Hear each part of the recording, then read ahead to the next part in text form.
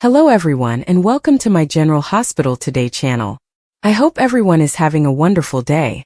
Before we begin, please hit the subscribe button and give this video a thumbs up. Before Jocelyn Jack's Easter Island texts were examined, Jack Brennan and Jen Sidwell argued about Carly Spencer, according to the General Hospital recap for Thursday, February 27th. When Lucky Spencer awoke at GH and realized why he had to save Elizabeth Baldwin, Lulu Spencer was relieved, but she sobbed and claimed she couldn't let him go. Lucky found out that Jason Morgan was accused of making Cyrus vanish and received proof that Liz was fine. Elizabeth kissed Lucky after learning that he had woken up and thanked him for saving his life. Elizabeth and Lucky had a lot to discuss, but she suggested it could wait because he needed to sleep right now. Harrison Chase informed Dante Falconeri at the boxing gym that he had unintentionally insulted Brooke Lynn Quartermaine by suggesting Hamilton Finn as a sperm donor. Dante made Chase realize that it would be difficult for Finn since he didn't think he could stand aside and watch his child from a distance in that circumstance. In the end, Chase acknowledged that he hadn't given it much thought and intended to apologize to Brooke Lynn for bringing up the subject with her. After discussing the option of using a Finn sperm donor with Lois Cerullo at home, Brooke Lynn came to the conclusion that it wasn't the appropriate fit for them. As Brooke Lynn hinted that it would be too difficult if they kept the fact that Chase was actually the child's uncle a secret, Lois appeared remorseful. Brooke Lynn also wanted to know how much they knew about the adoption and what happened to the baby she gave up. Brooke Lynn became concerned that her son or daughter could despise her due to her actions. Chase apologized to Brooke Lynn for putting her on the position earlier when he got home. Tracy Quartermaine was forced to rescind her cease and desist order, which would have prohibited Drew Quartermaine from using the Quartermaine name, by Martin Gray below. The Quartermaine estate extended 20 feet beyond what was truly theirs, and Martin inquired as to when Tracy had the property last surveyed. If Tracy didn't give up, the family crypt could have to be moved by bulldozers. Tracy chose to call Martin's bluff because she was unwilling to back down. Martin was happy when Lulu showed up with the wonderful news that Lucky had woken up. Martin was mentioned as searching his records for information about Valentine and Charlotte Cassadine, but Lulu wanted to check them out herself to see if there was anything he might have overlooked. After Martin departed, Tracy maintained that Martin was concealing something since Lulu completely altered his behavior. Lulu believed Martin could have the secret to Charlotte's location and subsequently updated Dante. While Carly met Brennan nearby, Trina Robinson told Stella Henry about her date with Kai Taylor at Charlie's pub. Carly complained to Brennan about Drew's unwillingness to support his alibi and Jason Morgan's legal turmoil. Carly, who wasn't happy to see the kidnapper out and about Port Charles as if nothing had happened, was also approached by Sidwell. Brennan stepped in and spoke to him alone after Sidwell implored Carly to keep out of his affairs. Brennan made it plain that he would finish what he began in Africa, and put a bomb on Sidwell if he bothered Carly once more. After a while, Sidwell went back to Lucy Coe, who had been his dinner partner that night. Lucy graciously refused to present Sidwell's offer to the mob boss, even though he requested her assistance in purchasing Sonny Corinthos, Maurice Bernard, beachfront home. Back with Brennan, he told Carly that she was worth waiting for, and that she could take as much time as she wanted to pursue their romance.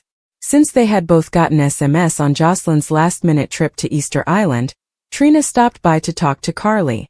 According to the account, Joss quickly took over the slot after a graduate student abruptly dropped out. Carly and Trina wished they could have said goodbye, but they could understand Jocelyn's excitement because this journey will change their lives. Brennan nodded while keeping Jocelyn's true intentions a secret. Sonny Jordan Ashford and Curtis Ashford met with Laura Collins in her office. Sonny learned that his beachfront property was in danger due to Drew's collaboration with Sidwell. Laura cautioned that there was no space for reprisal, even though Sonny was incensed over this power play. Laura was taken to Jish by Sonny once she found out Lucky was awake. Sonny then sat at Lucky's bedside after Laura and her son had a joyful reunion. Lucky acknowledged that he seemed to hear Luke Spencer declare that it wasn't his time when he was beginning to doubt his ability to make it. We'll share more predictions about Lucky's future, as General Hospital spoilers indicate that he will need to decide how long he intends to remain in Port Charles. Laura's caution, Lulu's request, Lois' knowledge, and Sidwell's intention. A flurry of intrigue, treachery, and heart-pounding action on the next GH. General Hospital spoilers indicate a sneak peek for Thursday, February 27, 2025, has been made public. It depicts Sonny Corinthos being warned by Laura Collins. A plea is made by Lulu Spencer. Brooke Lynn Quartermain receives knowledge from Lois Curello. Additionally, Jen Sidwell gives Lucy Coe an explanation of his motivation. Let's discuss what will happen in today's ABC soap opera episode as you continue reading. How Jen Sidwell got started. Fans can anticipate seeing Lucy and Sidwell together on Thursday, February 27th. Sidwell explains to Lucy in the teaser video why he is bringing her there tonight. Of course, Lucy should be fleeing because Sidwell is an extremely dangerous man. However, Sidwell can also detect Lucy's ability to sniff money. Sidwell probably hopes to persuade Lucy to agree. Naturally, Lucy will succumb to Sidwell's charm because she is a money-hungry person. When Sidwell arrived at Deception, he tortured Lucky Spencer, but Lucy didn't seem to mind. Lulu Spencer's heartfelt appeal. Lulu is going to visit Lucky at the hospital. Lulu makes a heartfelt appeal. Lulu informs Lucky that she can't let him go while he is still in the hospital. Lucky will probably wake up, of course, but may there be any issues because they were unaware of the digitalis dosage? Carly Spencer's question. According to General Hospital previews for today's show, Carly Spencer and Jack Brennan will cross paths. Jocelyn Jacks recently joined the WSB, although Carly is obviously unaware of this. Brennan actually informed Joss that she is leaving for a case tonight. Carly therefore has no idea what kind of problem Brennan has been causing when she questions him. February 27, 2025, Thursday. Martin Gray will also inform Tracy Quartermain that it's time to review the cease and desist motion in the upcoming episode. Tracy will most likely not approve of this. Tracy, however, seemed to like preparing for battle. Lois cautions Brooke Lynn in the meantime that she must be certain that this is what she truly wants to do. How would BLQ respond to Chase's wish to conceive via Hamilton Finn? Harrison Chase informs Dante Falconeri that he only needs to hit anything in the interim. Laura also tells Sonny that revenge is not an option. On Thursday, February 27, 2025, which narrative are you most excited to see? Post your ideas in the space provided for comments below. The head writers hint to romance and unanticipated complications due to Sasha and Jason's big baby lie. Sasha already had a lot on her plate from General Hospital, including the shock that Cody wasn't her true love but rather her cousin, the fact that she was expecting Michael's child following their one-night stand, and the need to conceal the paternity so that the biological father wouldn't lose his other children in a custody dispute with his estranged wife Willow. However, using the premise that Jason, of all persons, is, the baker of her bun in the oven, the authorities went ahead and gave Sasha another heaping of sticky drama. Fans anticipate that the twosome will fall in love as a result of their odd alliance. However, that isn't always the case. Head writers Chris Van Etten and Elizabeth Corta tell Soap Opera Digest that Jason will support Sasha in her efforts to keep all parties involved at bay. However, getting together with Sasha in this manner could lead to unforeseen issues for both of them. The long shot is that the career hitman will end up torn by unrecognized love for Anna. Even though the sensible money is on Jason falling for Sasha, Sasha falling for Jason, or both of them falling for each other. The kiss they exchanged in Africa will remain in Africa, they decided. To us, however, that sounds a lot like we think they doth protest too much. The police commissioner has a new perspective on Stone Cold, temporarily ignoring the disgusting aspect of Anna hooking up with her daughter Robin's ex-boyfriend. In fact, Anna quite smugly supported him when our new favorite character recently targeted him. Well, what's the deal? Jason and Sasha's misguided secret will undoubtedly surface before we can be certain. And if the secret is out, Tracy will be the one. The scribe suggests that the truth about the baby's paternity could have big ramifications for the futures of Wiley and Amelia, and Carly, for Drew and Willow's struggle against the Quartermains. He seemed to have made a decision. It's very obvious that John Lindstrom is putting his all into Beyond the Gates, his new soap opera. For all the information you require, continue reading below. With Beyond the Gates, John Lindstrom has made his decision. The actor, who is most known for playing General Hospital's Kevin Collins, is reportedly opting to concentrate on his work in Atlanta for Beyond the Gates instead of the made-up town of Port Charles, where viewers have grown accustomed to seeing him. On his X account, John posted a little video of himself on Monday along with the caption, "Today Beyond the Gates makes TV history. Being a cast member of this fantastic new musical and a part of this incredible occasion makes me feel incredibly honored and humbled." Naturally, it didn't take long for his followers and admirers to provide their opinions. Many said, "It was a great first day. I'm very happy. I am very excited for you to arrive on the scene. I think it's a great idea for the cast to watch the premiere together. Absolutely fantastic. At this point, it appears that you might be performing the New York LA Atlanta hip hop. I'm looking forward to seeing you and Katie in future episodes. It was everything I expected and more," a different fan commented. "I'm excited for your series premiere since I know you'll be excellent. Since the late 1990s, I've enjoyed your work." Brennan and Sidwell face off over Carly. A clash of ideals, power, and emotion. The confrontation between Brennan and Sidwell over Carly is a narrative moment ripe with tension, emotional depth, and thematic significance. Such a face-off is not merely a clash of personalities, but a collision of ideals, power dynamics, and deeply personal stakes. To fully unpack this scenario, we must examine the characters involved, their motivations, the context of their conflict, and the potential consequences of their confrontation. The characters, Brennan, Sidwell, and Carly. At the heart of this conflict are three central figures: Brennan, Sidwell, and Carly. Each character brings their own history, motivations, and emotional baggage to the table, making the confrontation a complex and multifaceted event. Brennan is often portrayed as a principled and determined individual, driven by a strong sense of justice or personal loyalty. Whether Brennan is a protector, a mentor, or a rival to Carly, their actions are likely guided by a desire to do what they believe is right. Brennan's connection to Carly may be rooted in a deep emotional bond, a sense of responsibility, or a shared history that compels them to intervene in her life. Sidwell, on the other hand, represents a contrasting force. Sidwell could be an antagonist, a rival, or even a well-intentioned but misguided figure. Their motivations might stem from ambition, control, or a belief that they know what is best for Carly. Sidwell's approach to the situation may be more calculated, strategic, or even manipulative, setting the stage for a clash with Brennan's more impassioned stance. Carly is the focal point of this conflict, the person over whom Brennan and Sidwell are facing off. Carly's role in this dynamic is crucial. She may be a vulnerable individual in need of protection, a symbol of something greater, or a catalyst for the confrontation.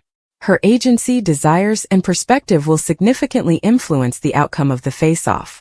Is Carly a passive participant in this struggle, or does she actively shape the events unfolding around her? The context of the conflict.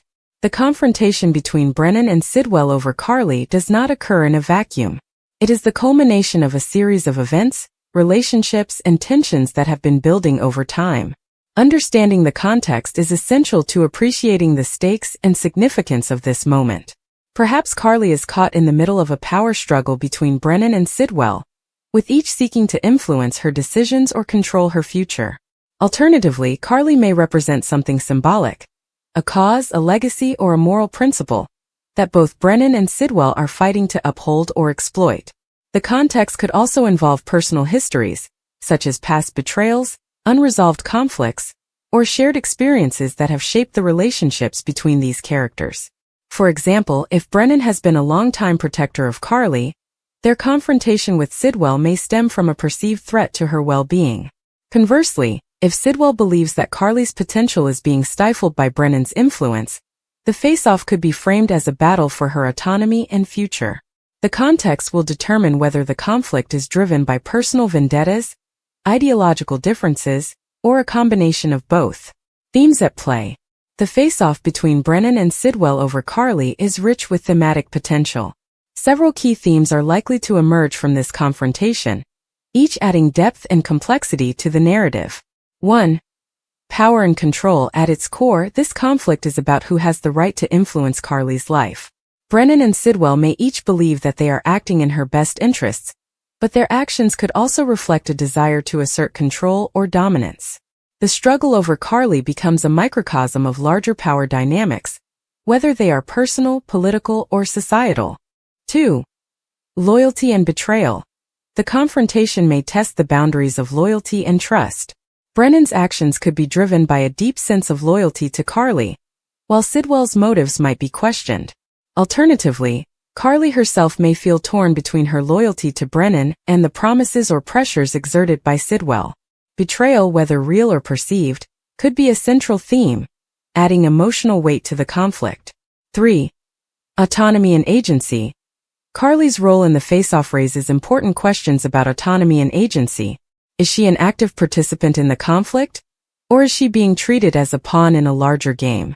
The narrative may explore whether Carly has the power to make her own decisions, or if she is being manipulated by the competing agendas of Brennan and Sidwell.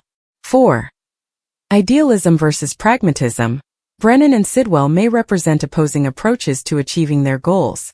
Brennan's idealism could clash with Sidwell's pragmatism, leading to a conflict that is as much about philosophy as it is about Carly.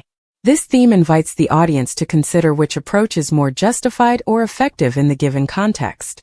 The dynamics of the confrontation. The face-off between Brennan and Sidwell is likely to be charged with emotion, tension, and high stakes.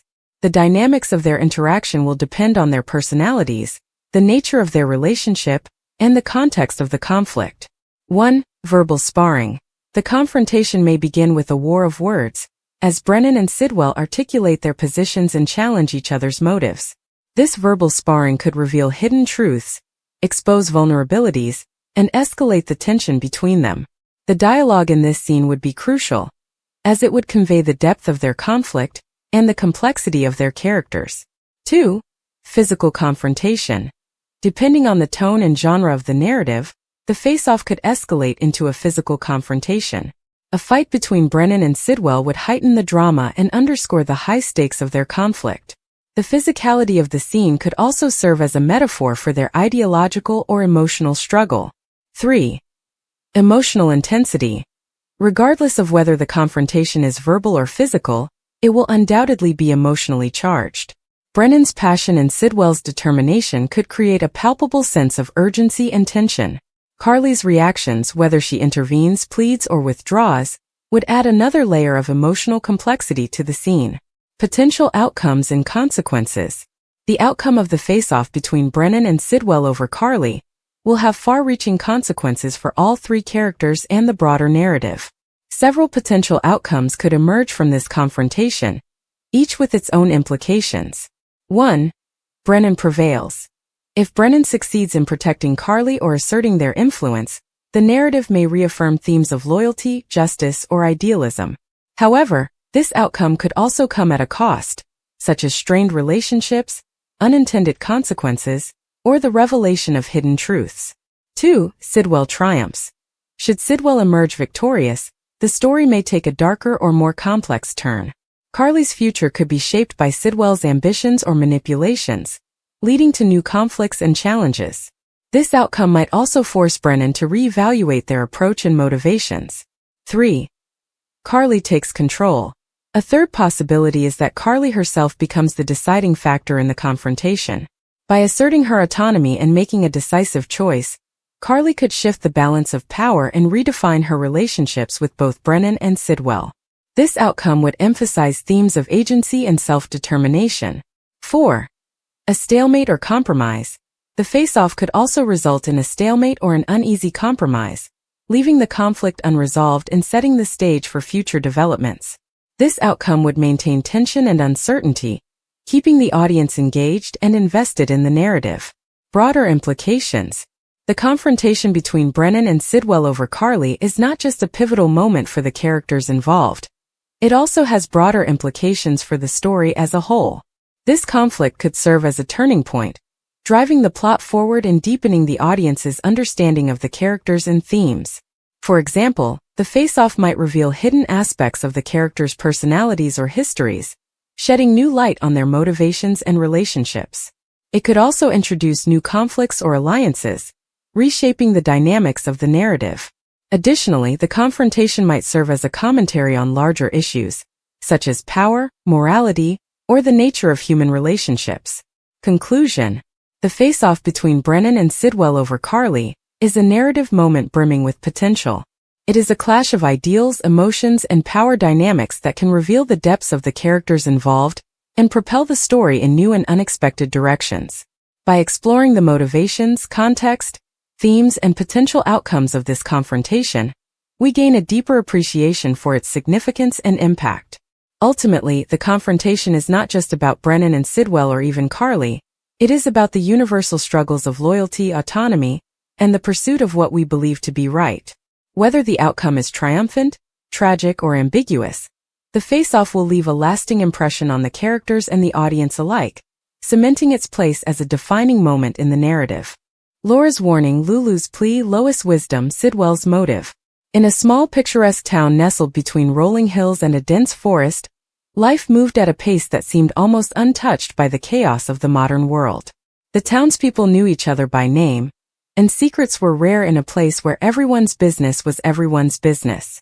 Yet, beneath the surface of this idyllic community, there were whispers of something darker, something that tied together the lives of 4 individuals: Laura, Lulu, Lois, and Sidwell. Laura's warning. Laura was the town's unofficial historian, a woman in her late 50s with sharp eyes and an even sharper mind. She had lived in the town her entire life and had seen generations come and go. Her home was a treasure trove of old photographs, journals, and artifacts that told the story of the town's past. Laura was respected, but she was also feared. She had a way of knowing things before they happened, a sixth sense that some attributed to her deep connection to the town's history. One crisp autumn morning, Laura stood at the edge of the forest, her breath visible in the cold air. She had called a meeting with the town's council, and her tone was urgent. "There's something coming," she said, her voice low and steady. "I've seen it before, in the old records, in the stories passed down from my grandmother. We need to prepare." The council members exchanged uneasy glances. They had heard Laura's warnings before, and while they often dismissed her as overly cautious, there was something about her demeanor this time that gave them pause. "What exactly are we preparing for, Laura?" one of them asked. Laura hesitated, her gaze drifting toward the forest. "I don't know yet," she admitted. "But it's coming. And when it does, we won't have much time." Her warning hung in the air like a storm cloud, casting a shadow over the town. Some heeded her words, stocking up on supplies and fortifying their homes. Others brushed it off, convinced that Laura was just being dramatic. But Laura knew better. She had seen the signs, the strange behavior of the animals, the unseasonable weather, the whispers in the wind. Something was coming, and it was up to her to make sure the town was ready. Lulu's plea. Lulu was the opposite of Laura in almost every way. At just 22 years old, she was full of life and energy, with a smile that could light up a room. She had moved to the town a few years ago, seeking refuge from a troubled past. The town had welcomed her with open arms, and she had quickly become a beloved member of the community. But Lulu had a secret, one that she had kept hidden from everyone, even her closest friends. One evening, as the sun dipped below the horizon, Lulu found herself standing on Laura's doorstep, her heart pounding in her chest. She had never spoken to Laura before, but she had heard the stories. If anyone could help her, it was Laura. Laura opened the door, her expression unreadable. "Can I help you?" she asked, her voice calm but firm. Lulu swallowed hard, her hands trembling. "I need your help," she said, her voice barely above a whisper. I think I've done something terrible." Laura studied her for a moment, then stepped aside, gesturing for Lulu to come in. The 2 women sat in Laura's cozy living room, surrounded by the relics of the town's past. Lulu took a deep breath and began to tell her story. She had been hiking in the forest a few weeks ago, exploring the trails that wound through the trees. It was a place she often went to clear her mind, to escape from the world for a little while. But on this particular day, she had stumbled upon something strange, a clearing she had never seen before, with a large ancient tree at its center. The tree was unlike anything she had ever seen, its bark blackened and gnarled, its branches twisted and bare. Curiosity got the better of her, and she had approached the tree. As she got closer, she noticed something carved into the trunk, a symbol, ancient and unfamiliar. Without thinking, she reached out and touched it. The moment her fingers made contact with the symbol, she felt a surge of energy, a rush of power that left her breathless. And then, just as quickly as it had come, it was gone. First she thought nothing of it. But in the days that followed, strange things began to happen. Objects would move on their own, shadows would flicker in the corners of her vision, and she would hear whispers in the wind, calling her name. She tried to ignore it, to convince herself that it was all in her head. But deep down she knew that something had changed. "I think I've awakened something," Lulu said, her voice trembling. "Something dark. And I don't know how to stop it." Laura listened in silence, her expression unreadable. When Lulu finished, Laura leaned forward, her eyes piercing. "You've touched something you shouldn't have," she said. "Something that should have been left alone. But it's not too late. There's still a chance to set things right." Lulu's eyes filled with tears. "Please," she begged. "I'll do anything. Just tell me what to do." Laura nodded, her mind already racing with possibilities. "We'll need help," she said. "There's someone else you need to meet. Lois Wisdom." Lois was the town's oldest resident, a woman in her 90s with a wealth of knowledge and a sharp wit. She had lived through wars, famines, and countless other hardships, and she had emerged from each one stronger and wiser. She was a pillar of the community, a source of guidance and comfort for those in need. When Laura and Lulu arrived at Lois's home, they found her sitting on her porch, knitting a scarf. She looked up as they approached, her eyes twinkling with amusement. "Well, this is a surprise," she said, her voice warm but laced with curiosity. "What brings you two to my doorstep?" Laura wasted no time. "Lulu's in trouble," she said. "And we need your help." Lois raised an eyebrow, setting her knitting aside. "Trouble, you say? What kind of trouble?" Lulu took a deep breath and began to explain, her voice shaking as she recounted her story. Lois listened intently, her expression growing more serious with each passing moment. When Lulu finished, Lois leaned back in her chair, her eyes closed as if in deep thought. After a long silence, she opened her eyes and looked at Lulu. "You've awakened an ancient force," she said. "One that has been dormant for centuries. It's a force of chaos, of destruction. And if it's not stopped, it will consume everything in its path." Lulu's heart sank. "What can I do?" she asked, her voice barely above a whisper. Lois smiled, a glimmer of hope in her eyes. "There is a way," she said. "But it won't be easy. You'll need to face your fears, to confront the darkness within yourself. And you'll need to find the source of the power you've awakened, the one who controls it." "Who?" Lulu asked, her voice trembling. Lois's expression darkened. "Sidwell," she said. "The one who has been waiting in the shadows, biding his time." Sidwell's motive. Sidwell was a name that few in the town spoke aloud. He was a figure of legend, a man who had lived centuries ago, and whose name was synonymous with darkness and despair. According to the stories, Sidwell had been a powerful sorcerer, a man who had sought to harness the forces of nature for his own gain. But his experiments had gone awry, and he had been consumed by the very power he had sought to control. Or so the stories said. In truth, Sidwell had not been destroyed. He had been trapped, his essence bound to the ancient tree in the forest. For centuries he had waited, biding his time, gathering his strength. And now, thanks to Lulu's actions, he was on the verge of breaking free. Sidwell's motive was simple: revenge. He had been betrayed by the town, by the people who had once called him a friend. They had feared his power, and in their fear, they had turned against him. Now he would make them pay. He would unleash his power upon the town, reducing it to ash and rubble. And then he would move on to the rest of the world, spreading chaos and destruction wherever he went. But Sidwell was not without his weaknesses. His power was tied to the ancient tree, and as long as it stood, he would remain bound to it. If the tree were destroyed, so too would Sidwell be destroyed. But destroying the tree would not be easy. It was protected by powerful magic, and only someone with a pure heart and unwavering determination could hope to break through its defenses. The final confrontation. With Lois's guidance, Laura and Lulu began to prepare for the final confrontation.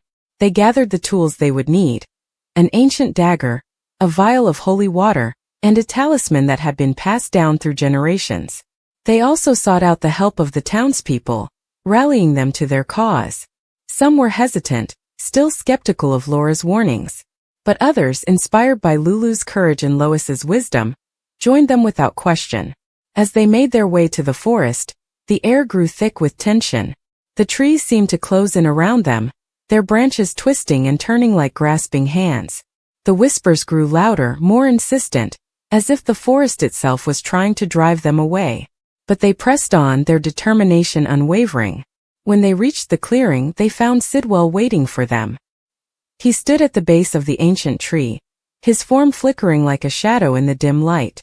His eyes burned with a malevolent fire, and his voice was like the crackling of flames. "You're too late," he sneered. "The power is mine. The town will burn, and there's nothing you can do to stop it." But Lulu stepped forward, her heart pounding in her chest. She held the talisman in her hand, its surface glowing with a soft, golden light. "You're wrong," she said, her voice steady. "We can stop you. And we will." With a cry she charged forward, the talisman held high. Sidwell roared in anger, his form surging with dark energy. But Lulu was undeterred. She reached the tree and plunged the dagger into its trunk, the blade sinking deep into the ancient wood. For a moment nothing happened. And then with a deafening crack, the tree split in two, its branches falling to the ground in a shower of sparks. Sidwell let out a final anguished scream, his form dissolving into smoke and ash. The forest fell silent, the whispers fading away. The air grew still, and the tension that had hung over the town for so long finally lifted. Epilogue. In the days that followed, the town began to heal. The people came together, united by the experience they had shared. Lulu, once a stranger, was now a hero, her courage and determination inspiring everyone around her. Laura's warnings were finally heeded, and her knowledge of the town's history was celebrated. And Lois, the wise old woman who had guided them all, continued to be a source of strength and wisdom for the community. As for Sidwell, his name was never spoken again. The ancient tree was burned, its ashes scattered to the wind. And though the memory of what had happened would linger, the town moved forward, stronger and more united than ever before. In the end, it was the combination of Laura's warning, Lulu's plea, Lois's wisdom, and Sidwell's motive that had saved the town. Each had played a crucial role, their lives intertwined in ways they could never have imagined. And though the darkness had been defeated, they knew that it was only a matter of time before it returned. But for now they would enjoy the peace they had fought so hard to achieve. And they would be ready, should the darkness ever rise again.